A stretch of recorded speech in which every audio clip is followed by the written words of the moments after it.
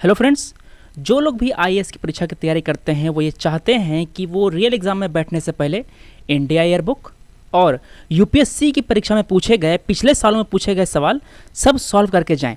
मगर ये जो इच्छाएं होती हैं वो उनके मन में दबी रह जाती हैं, वो आलस के कारण या किसी और वजह से ये सारे सवाल नहीं कर पाते। तो हम लोग आपके लिए लेकर आए हैं यूपीएससी प्रीलिम्स के पिछले सालों में पूछे गए सवाल। ठीक है, हम लोग इन क्वेश्चंस को डिस्कस करेंगे और उनसे जुड़े हुए कॉन्सेप्ट्स समझेंगे। फ़ायदा क्या होगा?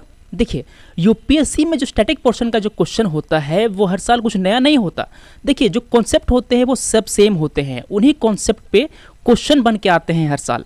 तो अगर हम इन कॉन्सेप्ट को समझ लेंगे, ठीक है, तो हम इन कॉन्सेप्ट से जुड़े हुए सारे सवाल को हल कर सकते हैं। तो हमारा उद्देश्य यही होगा। इस वीडियो में हम लोग इकोनॉमिक्स के जो टॉपिक है इनमें से जो क्वेश्चन पूछे गए हैं 1995 एंड 1996 के परीक्षाओं में वो हम लोग डिस्कस करेंगे। तो ज़्यादा समय व्यतीत न करते हुए हम लोग आगे बढ़ते हैं। पहला सवाल है, one of the important goals of economic liberalisation policy is to achieve full convertibility of Indian rupee. This is being advocated because, क्या रीज़न है कि हम लोग चाहते हैं कि इंडियन रुपी फुल्ली कन्वर्टेबल हो जाए?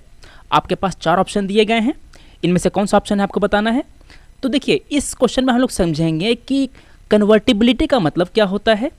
ठीक है, कन्वर्टिबिलिटी 2 तरह की होती है, एक होती है पार्शियल और दूसरी होती है फुल कन्वर्टिबिलिटी। इन सब के बारे में हम लोग डिस्कस करेंगे। पहले ऑप्शन देख लेते हैं। पहला ऑप्शन है, convertibility of rupee will stabilise its exchange value against major currencies of the world. दूसरा ऑप्शन है, it will attract more foreign capital inflow in India. It will help to promote exports. It will help India secure loans from world financial market at attractive terms. Attractive terms मतलब कि कम interest rate पे। तो हमारा answer क्या है? हमारा answer है कि अगर हम लोग रुपी को फुल्ली कन्वर्टेबल कर देंगे तो हमारे यहाँ फॉरेन कैपिटल का इनफ्लो बढ़ जाएगा। देखिए, पहला ऑप्शन क्यों नहीं होगा? अगर हम लोग अपनी करेंसी को फुल्ली कन्वर्टेबल कर दें तो क्या होगा? हम लोग अपनी करेंसी को फॉरेन करेंसी में बिना किसी रिस्ट्रिक्शन के कन्वर्ट कर पाएंगे। देखिए, कन्वर्टेबिलिटी का मतलब होता है कि आप अपनी करेंसी को दूसरी करेंसी या गोल्ड में किस तरह कन्वर्ट कर सकते हैं। अगर आप पूरी तरह कन्वर्ट कर सकते हैं तो वो होती है फुल कन्वर्टिबिलिटी, और अगर आप किसी खास पर्पस के लिए बस कन्वर्ट कर सकते हैं तो वो होती है पार्शियल कन्वर्टिबिलिटी। तो देखिए, जो डेवलप्ड कंट्री होती है वहाँ पे उनकी करेंसी करीब करीब फुल्ली कन्वर्टेबल होती है। क्यों? क्योंकि जो डेवलप्ड कंट्रीज़ हैं उनकी करेंसी हार्ड करेंसी होती है। जैसे कि देखिए, यूएस की जो करेंसी है डॉलर, ये एक हार्ड करेंसी है, मगर इंडिया की जो करेंसी है रुपीज़, ये हार्ड करेंसी नहीं है। कोई भी दूसरी कंट्री इस रुपी को एक्सेप्ट करने से मना कर सकता है। ठीक है, जैसे कि हमारे यहाँ इंडिया और चाइना के बीच में ट्रेड है।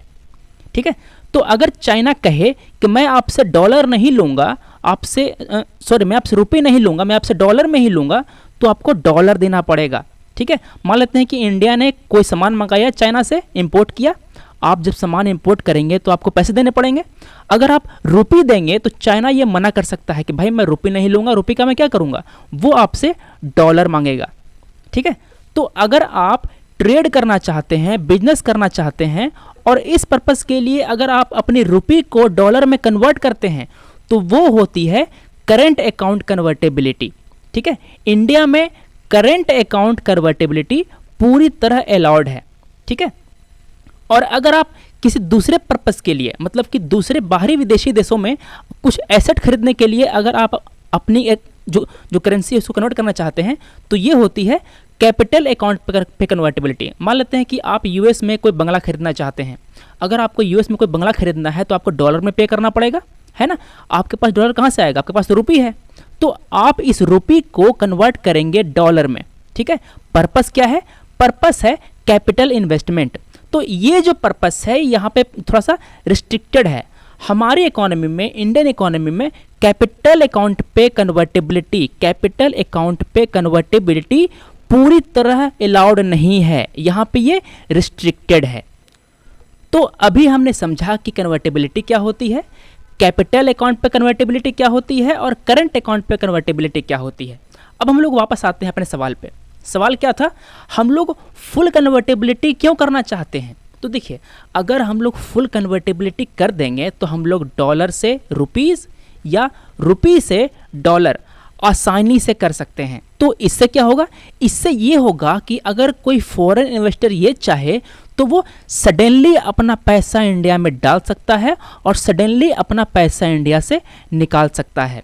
तो नुकसान क्या होगा, हमारा जो एक्सचेंज रेट है वो स्टेबल नहीं रहेगा। स्टेबल गलत है, ठीक है। हमारा जो एक्सचेंज रेट है थोड़ा सा वोलाटाइल रहेगा। अभी $1 का मूल्य है 65 रुपया, तो कुछ समय बाद इसका मूल्य चढ़ भी सकता है और गिर भी सकता है, ठीक है। तो मेरा जो पहला ऑप्शन था ये गलत है, ठीक है। अगर हमारा जो रुपये है वो फुली कन्वर्टेबल हो जाए तो हमारे यहाँ कैपिटल इनफ्लो बढ़ेगा। क्यों? क्योंकि जो विदेशी जो इन्वेस्टर्स होंगे वो इंडिया में इन्वेस्ट करना चाहेंगे।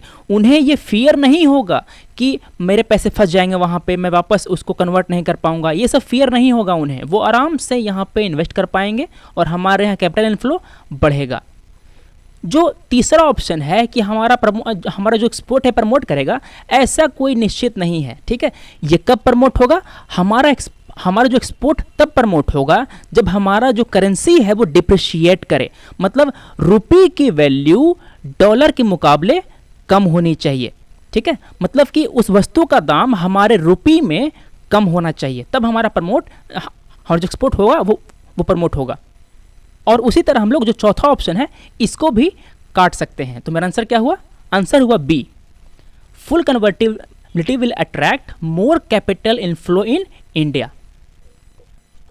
अगला सवाल देखिए, Narasimham committee for financial sector reforms has suggested reduction in SLR CRR and priority sector financing, SLR and financing to capital sector goods, CRR priority sector financing and financing to capital sector goods.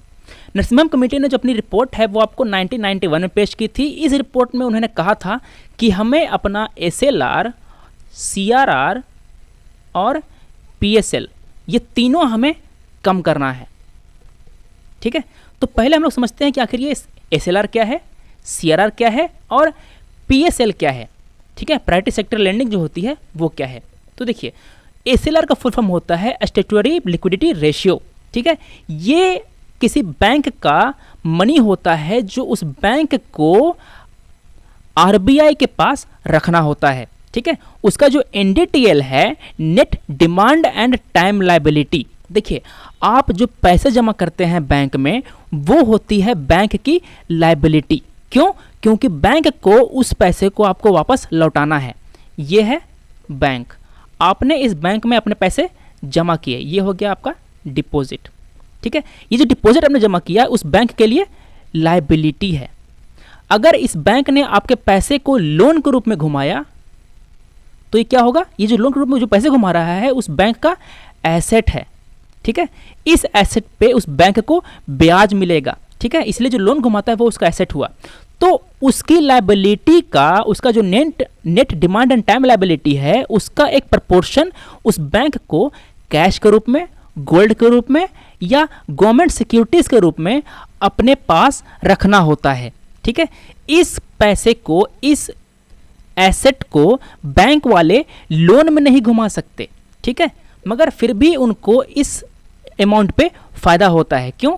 अगर 100 रुपया उनका net demand and time liability है, ठीक है, और SLR मानते हैं कि 20% है, मतलब 100 रुपये में से 20 रुपये बैंक को अपने पास रखने होंगे, ठीक है। इस 20 रुपये का या तो वो गोल्ड खरीद सकता है, या तो इसे वो कैश में रख सकता है, या कोई गवर्नमेंट सिक्योरिटी खरीद सकता है इस 20 रुपये का। तो अगर वो बैंक इस 20 रुपये को लोन के रूप में रखता है और बाद में अगर गोल्ड का दाम बढ़ गया तो बैंक को फायदा हो जाएगा। उसने 20 रुपये में सोना खरीदा था, 1 साल बाद उस सोने का दाम 22 रुपया हो गया, ठीक है, तो जो बैंक उसको फायदा हो गया। उसी तरह अगर बैंक इस 20 रुपये को गवर्नमेंट सिक्योरिटी के रूप में रखता है तो बैंक को इंटरेस्ट मिलेगा, है ना, उस सिक्योरिटी पे बैंक को इंटरेस्ट मिलेगा, तो SLR पे बैंक को प्रॉफिट होता है, ठीक है। और ये जो एसएलआर वाली जो लिमिटेशन है ये सारे बैंक पे लागू होती है, सारे बैंक को एसएलआर मेंटेन करना होता है। ये जो एसएलआर और सीआरआर है वो बैंक के एनडीटीएल पे कैलकुलेट होता है, net demand and time liability. ठीक है, हमने देखा कि एसएलआर क्या होता है, अब हम देखते हैं कि सीआरआर क्या होता है। CRR is the amount of cash. आपको सीआरआर बस कैश में ही रखना है, इसको आप गोल्ड में या किसी गवर्नमेंट सिक्योरिटी के रूप में नहीं रख सकते। ठीक है, और आप जो सीआरआर रखेंगे वो आपको आरबीआई के पास जमा करना होगा। ठीक है, मान लेते हैं कि जो अभी जो किसी बैंक की एनडीटीएल 100 रुपये है, 100 रुपये का 4% आपको कैश के रूप में रखना है आरबीआई के पास। ध्यान दीजिए, एसएलआर को आरबीआई के पास नहीं रखना होता था, बैंक उसे अपने लॉकर में ही रख सकता है। ठीक है, सीआरआर है 4%, मतलब 100 रुपये में से 4 रुपये उसको आरबीआई के पास रखना है, और आरबीआई इस पैसे पे कोई ब्याज नहीं देती उस बैंक को। ठीक है, तो अगर कोई बैंक सीआरआर मेंटेन करता है तो उसको कोई प्रॉफिट नहीं होता, अगर एसएलआर मेंटेन करता है तो उसको प्रॉफिट होती है। क्यों? क्योंकि अगर गोल्ड का दाम बढ़ गया तो फायदा, और अगर गवर्नमेंट सिक्योरिटी खरीदी और तो उस पर ब्याज मिलेगा, है ना। अब सवाल ये आती है कि बैंक को सीआरआर और एसएलआर क्यों मेंटेन करना है भाई, इतना पैसा उनको हटा के क्यों रखना है? To ensure the liquidity and solvency of bank. मान लेते हैं कि आपने 100 रुपया जमा किया था बैंक के पास। ठीक है, तो बैंक का क्या कर्तव्य है? बैंक का कर्तव्य यह है कि जब कोई आदमी अपना पैसा निकालने जाए तो वो पैसा उसे दे। ठीक है, आपने 100 रुपया दिया था बैंक को, बैंक ने उस सारे 100 रुपये को लोन के रूप में घुमा दिया, तो प्रॉब्लम क्या होगी? आप जब पैसा मांगने जाएंगे तो बैंक आपको कहाँ से देगा? उसके पास तो पैसे हैं नहीं, उसने तो लोन में घुमा दिया है। अब जिसने लोन दिया है वो तो अपना बाद में देगा ना। तो आपको पैसे देने के लिए इसने जो पैसे रखे होते हैं सीआरआर और एसएलआर के रूप में, उसमें से आपको चुकाता है पैसे जो आपने जमा किए हैं। और ये जो सीआरआर वाली जो प्रोविजन है वो सभी बैंक पे लागू होती है। सभी बैंक्स को सीआरआर और एसएलआर मेंटेन करना होता है, अगर नहीं मेंटेन किया तो पेनल्टी लगती है। अब देखिए, आरबीआई जो है वो सीआरआर और एसएलआर का इस्तेमाल करता है अपनी मॉनेटरी पॉलिसी में इन्फ्लेशन से लड़ने के लिए। अगर आरबीआई को इन्फ्लेशन कम करना है तो वो इन रेट्स को बढ़ाती है। अगर इन्फ्लेशन कंट्रोल में है और आरबीआई को अगर चीप मनी पॉलिसी फॉलो करनी है तो आरबीआई इंटरेस्ट रेट को कम करता है। ठीक है, इस पे हम लोग सवाल करेंगे, इस पे आपको काफ़ी सारे क्वेश्चन मिलेंगे, उसको हम लोग आगे देखेंगे जब ऐसा क्वेश्चन आएगा। अभी हमने पढ़ा बेसिक्स के बारे में कि एसएलआर और सीआरआर क्या होता है। अब हम चलते हैं अपने क्वेश्चन पे। सवाल क्या था कि नरसिम्हम कमेटी ने क्या कम करने का सजेशन दिया था? तो आंसर है एसएलआर, सीआरआर एंड पीएसएल, तीनों कम करने का सजेशन दिया था नरसिम्हम कमेटी ने। तो मेरा आंसर क्या हुआ? आंसर हो गया B, SLR, CRR and priority sector lending. अगला सवाल है, which one of the following is correct regarding stabilisation and structural adjustment as two component of the new economic policy. ये जो पॉलिसी थी वो 1991 में अडॉप्ट की गई थी इंडिया के द्वारा। क्यों? To resolve balance of payment crisis. Balance of payment क्या होता है हम लोग समझेंगे जब से कोई क्वेश्चन आएगा। ठीक है, अभी देख लेते हैं ऑप्शंस। पहला ऑप्शन है stabilisation is a gradual multi step process while structural adjustment is a quick adaptation process. दूसरा ऑप्शन है structural adjustment is a gradual multi step process. देखिए उल्टा कर दिया, यहाँ पे कह रहा है कि जो अडेप्टेशन है ये क्विक है और यहाँ पे जो स्टेटमेंट है ये ग्रेजुअल है, तो आपको ध्यान देना है। तीसरा ऑप्शन है stabilisation and adjustment are very similar and complementary policies, it is difficult to separate. चौथा ऑप्शन है stabilisation mainly deals with a set of policy which are to be implemented by the central government while the adjustment is to be set in motion by the state government। तो आपको बता दूं, जो stabilization होती है वो short term programme होता है, ये शॉर्ट टर्म प्रोसेस होती है, और जो स्ट्रक्चरल एडजस्टमेंट होती है ये एक लॉन्ग टर्म प्रोसेस है। इसे एक लंबे समय में अपनी इकोनॉमी को ठीक करने के लिए लिया जाता है। और ये जो दोनों प्रोसेस होते हैं, ये जो दोनों है वो सेंट्रल गवर्नमेंट द्वारा ही इंप्लीमेंट किए जाते हैं। तो मेरा डी तो ऑप्शन कट गया। ठीक है। और यहाँ पे देखिए जो ए था ये कह रहा था कि जो स्टेबलाइजेशन है वो ग्रेजुअल है, ग्रेजुअल नहीं होता, जो स्टेबलाइजेशन है वो फास्ट होता है। अगर आपकी इकोनॉमी में कोई प्रॉब्लम आती है तो उसे आप तुरंत रिजॉल्व करते हैं। ए ऑप्शन गलत हो गया।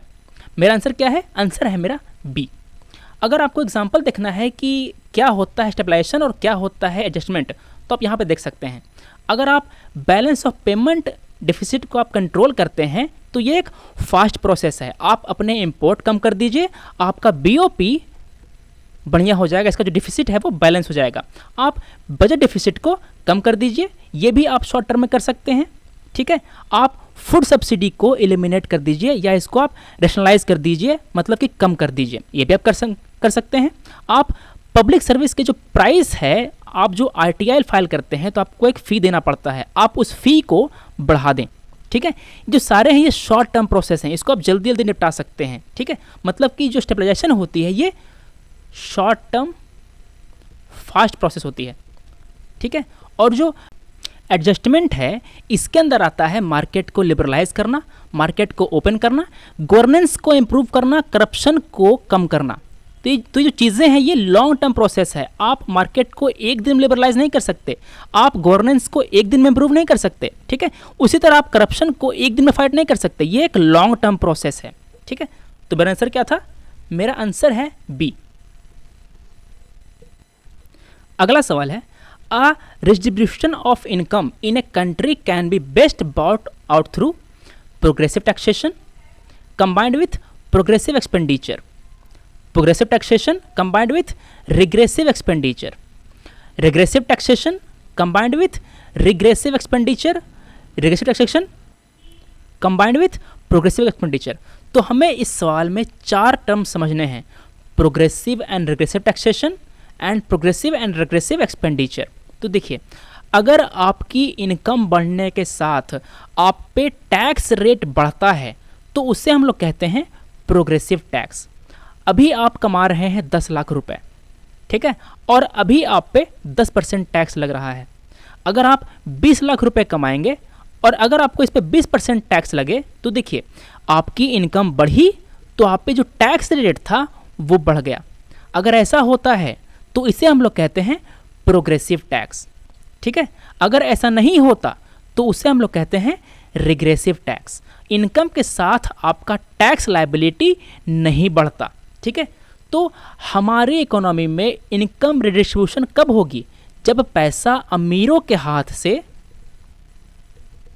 गरीबों के हाथ में जाएगा, है ना, तभी तो होगा डिस्ट्रीब्यूशन। अगर हम लोग अमीर आदमी पे इनकम टैक्स ज़्यादा लगाएंगे और उस टैक्स में आए हुए पैसे को गरीबों पे खर्च करेंगे तभी तो होगा डिस्ट्रीब्यूशन, है ना। तो हमें प्रोग्रेसिव टैक्सेशन चाहिए, ये तो क्लियर है। अब समझते हैं कि प्रोग्रेसिव एक्सपेंडिचर और रिग्रेसिव एक्सपेंडिचर क्या होता है। तो देखिए, अगर सरकार इनकम के साथ ज़्यादा स्पेंडिंग करती है, मतलब जो ज़्यादा कमाते हैं उन पे ज़्यादा खर्च करती है सरकार, तो उससे हम लोग कहेंगे प्रोग्रेसिव एक्सपेंडिचर। मतलब कि अमीर आदमी पे जो पब्लिक एक्सपेंडिचर है वो ज़्यादा होगा। अगर उल्टा होता है, मतलब कि अगर पुअर पे ज़्यादा होता है एक्सपेंडिचर, तो उसे हम लोग कहेंगे रिग्रेसिव एक्सपेंडिचर, ठीक है। तो हमें चाहिए क्या? हमें ये चाहिए कि अमीर आदमी में से गरीब आदमी के पास पैसे ट्रांसफ़र हों, ठीक है, और सरकार गरीबों पे ज़्यादा खर्च करे। तो हमें चाहिए क्या? हमें चाहिए progressive taxation and regressive expenditure. मेरा ऑप्शन क्या मिला? आंसर मुझे मिला B. Agriculture income tax is assigned to the state government by finance commission, NDC, inter state council, Bharat का संविधान। कौन सा? आंसर है कॉन्स्टिट्यूशन ऑफ इंडिया। भारत के संविधान ने स्टेट्स को ये पावर दी है। देखिए, हमारे 7वें शेड्यूल में 3 लिस्ट हैं। 7th शेड्यूल में 3 लिस्ट हैं। पहली लिस्ट है यूनियन लिस्ट, दूसरी लिस्ट है स्टेट लिस्ट और तीसरी लिस्ट है कंकरेंट लिस्ट, ठीक है। तो स्टेट लिस्ट का जो 46वां एंट्री है वो है एग्रीकल्चर इनकम टैक्स, ठीक है। इस कारण जो इस पे टैक्स लेने का अधिकार है वो है स्टेट गवर्नमेंट के पास। देखिए ये है स्टेट लिस्ट, इसमें अभी 61 आइटम्स हैं। इसमें जो 46वां एंट्री है, 46 एंट्री, देखिए यहाँ पे टैक्स ऑन एग्रीकल्चर इनकम, ठीक है, ये लेने का अधिकार हमारे स्टेट गवर्नमेंट को है। इसके अलावा एग्रीकल्चर लैंड पे जो स्टेट ड्यूटी होगी वो भी स्टेट लेगी। और कौन कौन सी चीज़ें हैं हमारे स्टेट लिस्ट में, तो देखिए पब्लिक डेप्ट ऑफ द स्टेट, और यहाँ पे जो पुलिस है वो स्टेट लिस्ट के अंदर आता है, local government, public health, pilgrimage, और जो एजुकेशन था वो पहले स्टेट लिस्ट में था, ये अब कंकरेंट लिस्ट में चला गया है। जो एग्रीकल्चर है वो स्टेट लिस्ट में है अभी।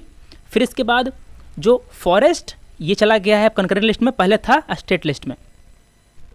अगला सवाल देखते हैं। Corporate tax, corporation tax is levied by and appropriated by states, levied by union and collected and appropriated by states. तीसरा ऑप्शन है levied by union and shared by union and states. चौथा option levied by union and belong to it exclusively. इसका answer क्या है, देखिए corporate tax है ये जो यूनियन लिस्ट के अंदर आता है, यूनियन लिस्ट का 85th एंट्री है ये, तो इस पर टैक्स लेने का अधिकार यूनियन गवर्नमेंट को है। ये जो टैक्स है ये यूनियन गवर्नमेंट कलेक्ट करती है और ये अपने पास रखती है। तो इसका आंसर क्या हो गया, इसका आंसर हुआ डी। ध्यान रखिए जो कॉर्पोरेशन टैक्स है ये एक डायरेक्ट टैक्स है, इसको यूनियन गवर्नमेंट लेती है। अगला सवाल देखिए, which of the following constitutes the World Bank. देखिए World Bank and World Bank Group ये दोनों अलग अलग चीज़ें हैं। वर्ल्ड बैंक के अंदर 2 इंस्टीट्यूशन आते हैं और वर्ल्ड बैंक ग्रुप के अंदर 5 इंस्टीट्यूशन आते हैं, ठीक है। तो देखिए अब वर्ल्ड बैंक के अंदर आता है IBRD और IDA। IBRD का फुल फॉर्म है international bank for reconstruction and development, और IDA का फुल फॉर्म है इंटरनेशनल डेवलपमेंट एसोसिएशन। ये जो IBRD है वो पॉवर्टी रिड्यूस करने के लिए मिडिल इनकम कंट्रीज़ में लोन देती है, और जो IDA है वो पुअरेस्ट कंट्री को फोकस करती है। और ये जो वर्ल्ड बैंक है ये वर्ल्ड बैंक ग्रुप का पार्ट है। वर्ल्ड बैंक ग्रुप में 5 इंस्टीट्यूशन हैं, IBRD, IDA, IFC, MIGA and ICSID। देखिए वर्ल्ड बैंक पे एक सवाल हमारे पिछले एग्जाम में आ चुका है प्रीलिम्स में, तो आपको ध्यान रखना है, इस पे क्वेश्चंस आते रहते हैं। तो क्वेश्चन था कि कौन से कंस्टिट्यूएंट्स हैं, तो IBRD तो है ही, मेरा पहला ऑप्शन सही है, और IDA भी है, मेरा 1 और 3 सही है, तो मेरा 1 तो गलत हो गया, C भी गलत हो गया। 4 नहीं है, international monetary fund IMF world bank का हिस्सा नहीं है, तो मैंने 4 को काट दिया। तो अगर मैं 4 काट देता हूं तो मेरे पास बचता है A ऑप्शन।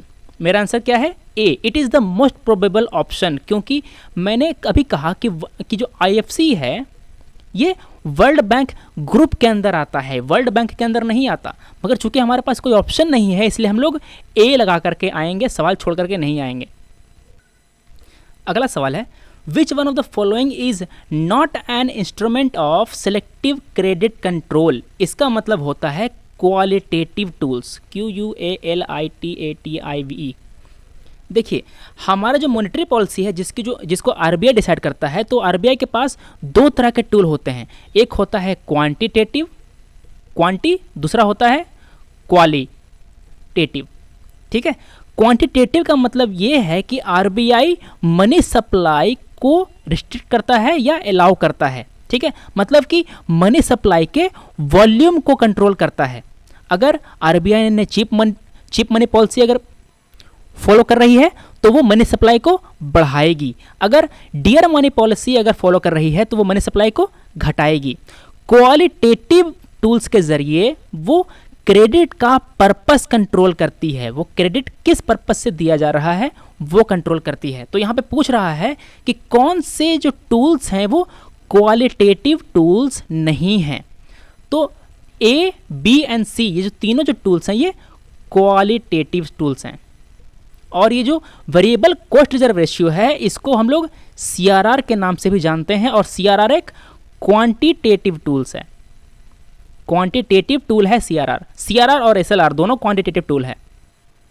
इसके अलावा CRR, SLR, repo, reverse repo और बैंक रेट, ये सारे जो हैं ये क्वांटिटेटिव टूल हैं, ये मनी सप्लाई की क्वांटिटी को कंट्रोल करते हैं। फिर जो रैशनल ऑफ क्रेडिट वगैरह ही है, ये जो तीनों चीज़ें हैं ये क्वालिटेटिव टूल्स हैं। तो मेरा आंसर क्या हुआ? आंसर हुआ डी। यहाँ पे पूछ रहा है नॉट। देखिए यहाँ पे कितने ध्यान से आपको सवाल करना पड़ेगा, आपको नॉट पर ध्यान देना पड़ेगा। अगर नॉट पर ध्यान नहीं देंगे तो आंसर गलत हो जाएगा। अगला क्वेश्चन है बैंक रेट पे। Bank rate implies the rate of interest paid by RBI on deposits of commercial bank. B option है charged by banks on loans and advances. तीसरा ऑप्शन पेबल ऑन बॉन्ड्स। चौथा option at which RBI discounts the bill of exchange. देखिए अगर आपको इन चारों में से कोई भी ऑप्शन पता नहीं होगा तब भी आप इस सवाल को कर सकते हैं।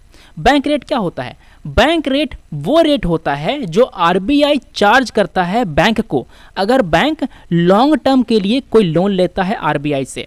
बैंक है SBI गया RBI के पास, इसने लॉन्ग टर्म के लिए, ध्यान दीजिए, लॉन्ग टर्म के लिए लोन लिया RBI से, तो RBI कुछ इंटरेस्ट रेट चार्ज करेगा। ये जो इंटरेस्ट रेट है ये कहलाता है बैंक रेट। ठीक है, तो ये जो इंटरेस्ट रेट है वो RBI चार्ज करता है, SBI को देना पड़ेगा। तो मेरा पहला ऑप्शन देखिए, पेड बाय RBI पेड करता है क्या? नहीं ना, ये जो बैंक है वो पेड करता है ना, तो मेरा पहला ऑप्शन गलत हो गया। चार्ज्ड बाय बैंक चार्ज करता है क्या? नहीं, RBI चार्ज करता है, आंसर बी गलत हो गया। सी देखिए, पेबल ऑन बॉन्ड, नहीं ये भी गलत है, सी गलत हो गया। मेरे पास जो बच गया वही आंसर है। ठीक है, अगर आपको ये पता नहीं रहेगा कि ये डिस्काउंट रेट है तब भी आप इसका आंसर लगा सकते हैं सही।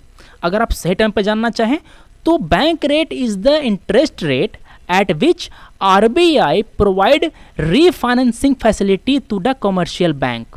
ठीक है, ये होती है बैंक रेट। मेरा आंसर क्या था? डी। बैंक रेट को हम लोग डिस्काउंट रेट के नाम से भी जानते हैं। देखिए हमारे परीक्षाओं में WTO और वर्ल्ड बैंक और IMF इन सबसे रिलेटेड क्वेश्चंस आते रहते हैं, इसलिए हम लोग इनको कवर कर लेंगे। अगला सवाल है WTO पे।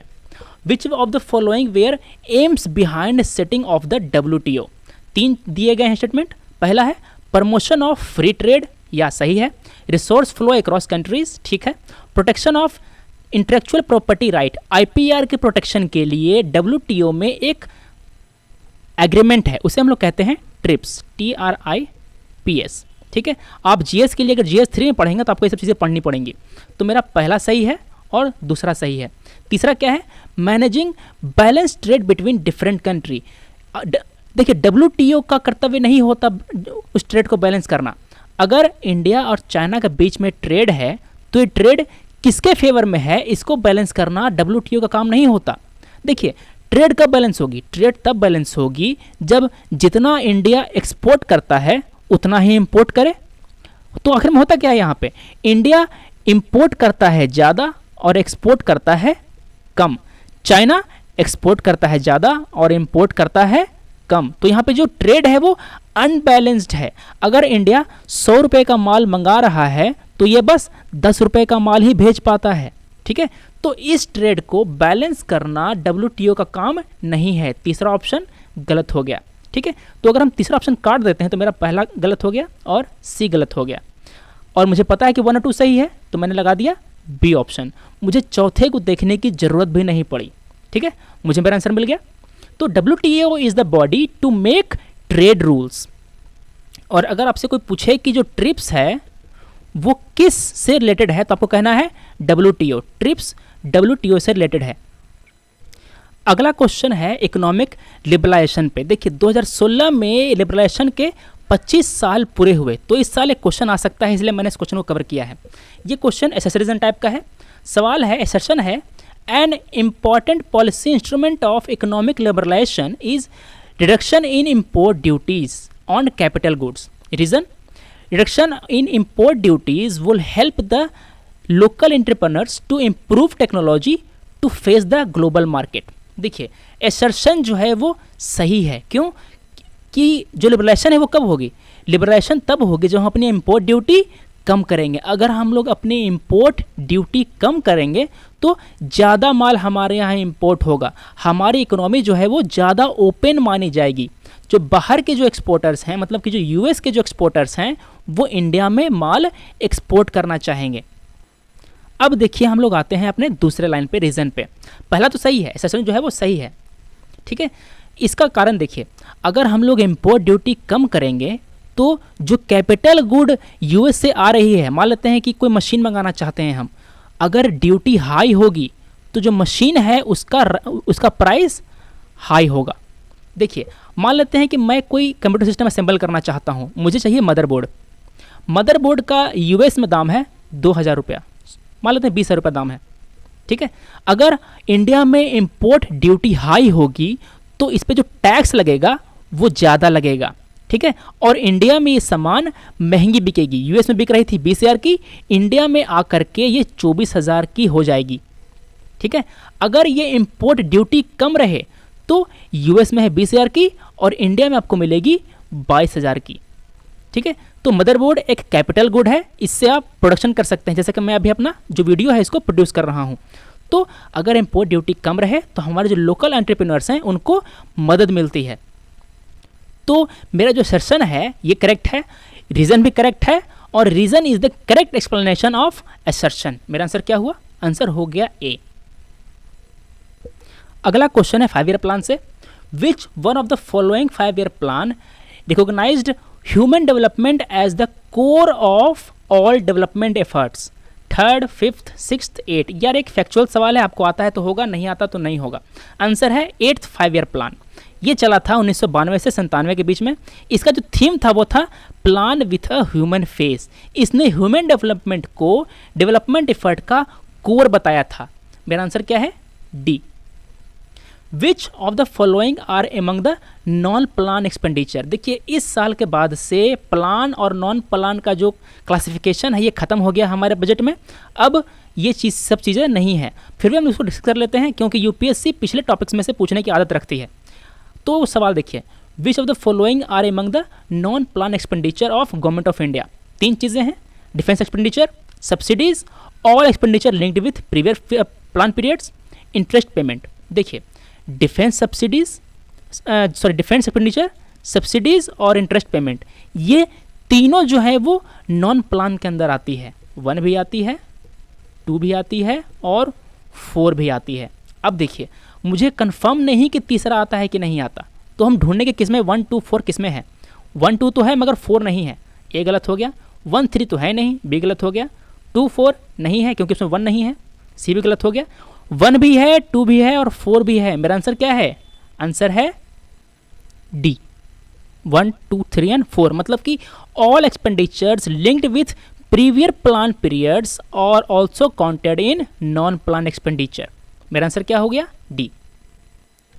अगला क्वेश्चन है, एक सेशन रीजन क्वेश्चन है। Though India's national income has gone up several fold since 1947, there has been no marked improvement in the per capita income level. हमारे देश में इनकम लेवल तो ऊपर बढ़ी है मगर पर कैपिटा इनकम नहीं बढ़ी है। तो देखिए हमारा देश तरक्की तो कर रहा है, उसका इनकम तो बढ़ रहा है, मगर लोगों की इनकम नहीं बढ़ रही।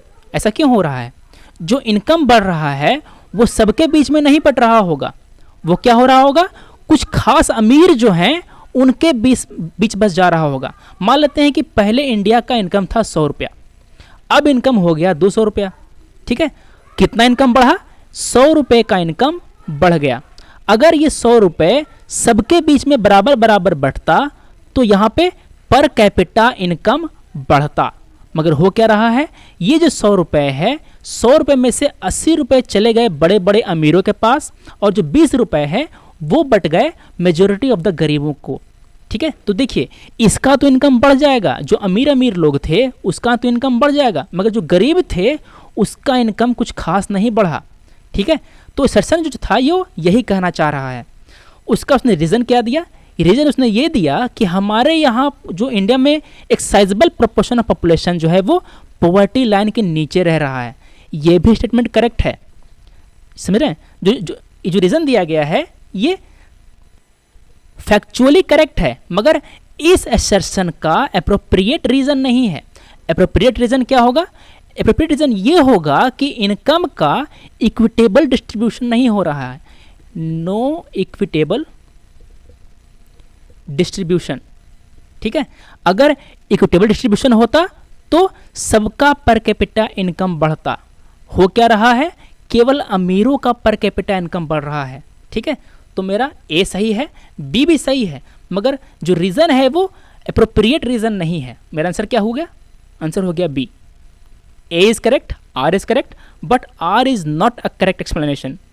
One of the reason for India's occupational structure remaining more or less same over the years has been that investment pattern has been directed towards capital intensive industries.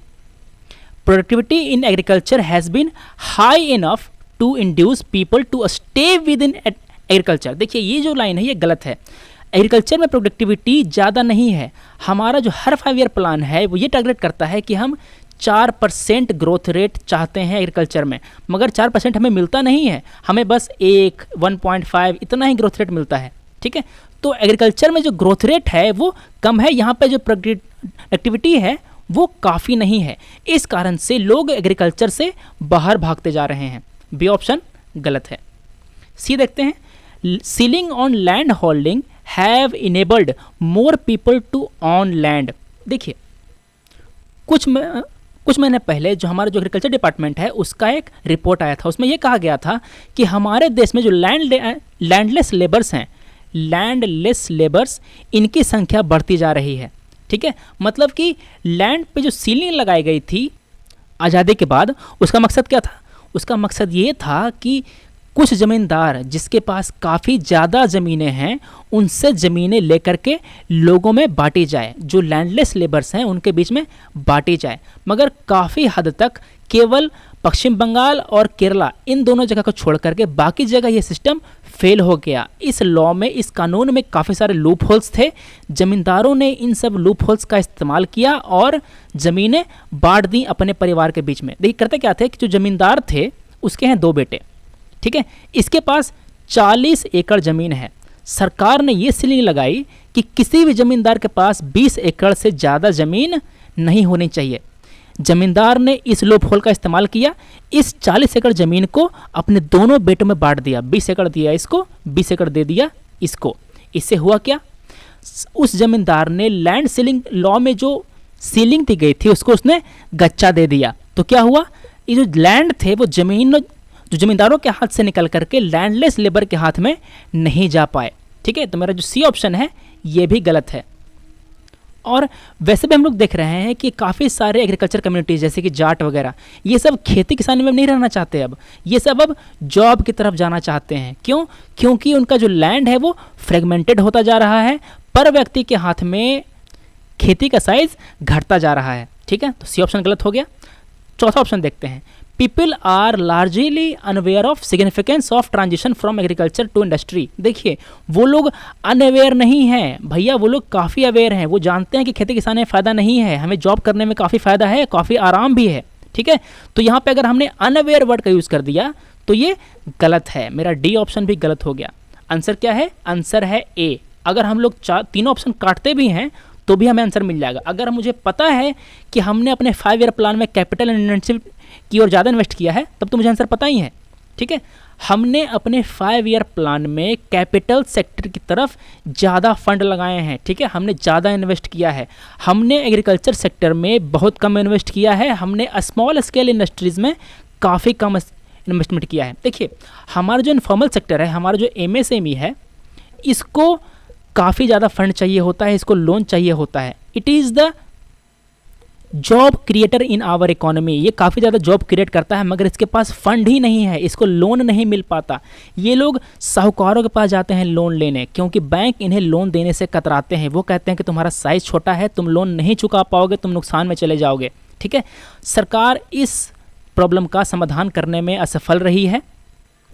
वैसे फ़िलहाल में सरकार ने एक बैंक लॉन्च किया है, मुद्रा बैंक, ठीक है. मुद्रा बैंक जो है वो इन MSME को रिफाइनेंस करेगा. मतलब जो भी बैंक इस MSME को कोई भी बैंक या कोई भी माइक्रो फाइनेंशियल इंस्टीट्यूशन इन एमएसएमई को लोन देगा, मुद्रा बैंक उस लोन को रीफाइनेंस करेगा। ठीक है, तो सरकार ने एक कदम तो लिया है, मगर इसके पहले कोई खास कदम नहीं लिया था। जो सारा फंड था वो कैपिटल इंटेंसिव इंडस्ट्रीज की तरफ ही डाइवर्ट होता था। तो मेरा आंसर क्या है? आंसर हो गया ए। इसी कारण से हमारे यहाँ ऑक्यूपेशनल स्ट्रक्चर जो है वो चेंज नहीं हुआ। ज़्यादा लोग खेती किसानी में ही व्यस्त हैं, वो लोग खेती किसानी से उठ करके बाहर नहीं आ पाए हैं। देखिए, जैसे जैसे कोई कंट्री डेवलप करती है तो वो लोग प्रिमिटिव, मतलब कि खेती किसानी से निकल करके, एग्रीकल्चर से निकल करके मैन्युफैक्चरिंग की तरफ जाती है। ठीक है, मैन्युफैक्चरिंग से होकर के वो सर्विस सेक्टर की तरफ जाती है। मगर इंडिया में क्या हो रहा है? लोग एग्रीकल्चर से निकल करके सीधा सर्विस सेक्टर में जा रहे हैं। हमारे यहाँ मैन्युफैक्चरिंग जो इंडस्ट्री है वो ज़्यादा डेवलप नहीं हो पाई। अगला सवाल है, in India rural income are generally lower than urban income, which of the following are reasons behind this phenomena. 3 चीज़ें दी गई हैं। A large number of farmers are illiterate, बात सही है। To know about scientific agriculture, बस यहीं पे बात खा गए। साइंटिफिक एग्रीकल्चर के बारे में उनको जानकारी है, वो इलिटरेट हैं, मगर वो लोग जानते हैं कि अगर हम लोग ट्रैक्टर यूज़ करेंगे, अगर हम लोग हार्वेस्टर यूज़ करेंगे, अगर हम लोग खाद इस्तेमाल करेंगे, अगर हम लोग नए नए बीज इस्तेमाल करेंगे तो हमारा प्रोडक्शन बढ़ेगा। वो जानते हैं, वो अशिक्षित हैं, वो इलिटरेट हैं, मगर फिर भी वो लोग जानते हैं ये बात। ठीक है, तो जो पहला स्टेटमेंट है वो गलत हो गया। दूसरा देखते हैं, price of primary product are lower than manufactured product. Yes, बात सही है। अगर आप सीधा गेहूं बेचते हैं तो गेहूं का प्राइस, वीट का प्राइस कम होता है। अगर आप ब्रेड बेचते हैं इसी गेहूं को बना करके तो वो कई गुना ज़्यादा महंगा होता है। ठीक है, अगर गेहूं का दाम है 10 रुपये किलो तो जो ब्रेड होता है उसका दाम कई गुना ज़्यादा होता है। तो होगा क्या? किसानों को फ़ायदा मिलना चाहिए था, मगर जो बिजनेसमैन है वो उनसे कम दाम पे सामग्री खरीद लेते हैं और उन्हें फ़ायदा नहीं पहुंचाते। तो मेरा दूसरा ऑप्शन है ये सही है। This is the reason behind lower income in rural area. अगला देखते हैं, investment in agriculture has been low when compare to investment in industry. अभी मैंने बताया कि जो कैपिटल इंडस्ट्री है वहाँ पे हमारे सरकार ने ज़्यादा इन्वेस्टमेंट किया है, एग्रीकल्चर में हमारा इन्वेस्टमेंट कम है। किसानों के पास इरिगेशन फैसिलिटी तक नहीं है। तो देखिए, अगर लोगों को सही समय पर अगर पटवन नहीं मिलेगा, मतलब उनको सही समय पर पानी नहीं मिलेगा, बिजली नहीं मिलेगा, तो क्या होगा? एग्रीकल्चर में प्रोडक्टिविटी गिर जाएगी। अगर प्रोडक्टिविटी गिर गई तो प्रॉफिट गिर जाएगा, है ना। तो इस कारण से जो रूरल एरिया है वहाँ पे इनकम कम होता है। तो मेरा आंसर क्या हुआ? 2 और 3। कौन सा मैच कर रहा है? 1 2 3 1 3 1 3 2 3। यहाँ पे मेरा डी मेरा है आंसर। तो आज हम लोगों ने डिस्कस किए यूपीएससी प्रीलिम्स एग्ज़ाम में इकोनॉमी से आए हुए क्वेश्चंस जो कि 1995 और 96 में पूछे गए थे। अगर आपको ये वीडियो अच्छा लगा हो तो आप हमें ज़रूर बताएं। हम लोग और पोर्शन के लिए, पॉलिटी के लिए, हिस्ट्री के लिए, ज्योग्राफी इत्यादि के लिए भी आपके लिए ऐसे वीडियो लाएंगे। ठीक है, अब देते हैं हम आपको एक सवाल जिसका जवाब आपको हमारे कमेंट सेक्शन में देना है। पहला सवाल है, if the interest rate is decreased in the economy what will happen? Consumption expenditure will decrease, tax collection will increases the investment expenditure in the economy, total saving हमारे इकोनॉमी में बढ़ जाएगा। यह था पहला सवाल। कौन सा ऑप्शन सही है आपको बताना है। दूसरा सवाल है, the lowering of bank rate by RBI leads to, RBI rate क्या होता है मैंने आपको बताया। अगर हम लोग आरबीआई के बैंक रेट को अगर कम कर दें तो क्या होगा? मार्केट में एक जो लिक्विडिटी हो बढ़ जाएगी, लिक्विडिटी जो है कम हो जाएगी, लिक्विडिटी चेंज नहीं होगी, mobilisation of more deposit by the commercial bank. कौन सा ऑप्शन सही है वो आपको हमारे कमेंट सेक्शन में बताना है। तो हम लोग मिलते हैं अगले वीडियो में। Thanks for watching and take care.